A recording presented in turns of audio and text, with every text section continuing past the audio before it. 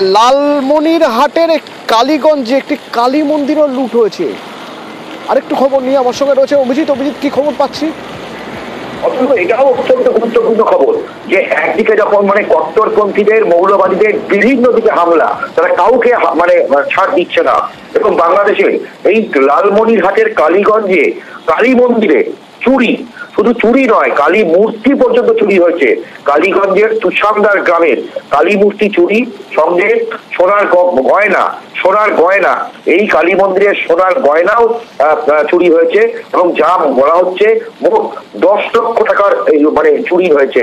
এবং অত্যন্ত বিপজ্জনক একটা ট্রেন্ড দেখা যাচ্ছে, ইঙ্গিত দেখা যাচ্ছে যে এই যে কালী মন্দিরে শুধু কালী মন্দিরের সোনার গয়না চুরি হয়নি, কালী মূর্তি পর্যন্ত চুরি হয়েছে। এটাও অত্যন্ত জাগ্রত কালী মন্দির হিসেবে পরিচিত এই লালমনিরহাটের কালীগঞ্জ তুষামদার গ্রামে। লুট, হামলা, ভাঙচুর, ধরপাকড়ের কোনো বালাই নেই, বরং যত দিন যাচ্ছে তত দেখা যাচ্ছে ইনঅ্যাক্টিভ হয়ে রয়েছে পুলিশ প্রশাসন। প্রশ্ন উঠছে বিভিন্ন মহলে, মোহাম্মদ ইউনূসের নেতৃত্বাধীন তদারকি সরকার কি করছে?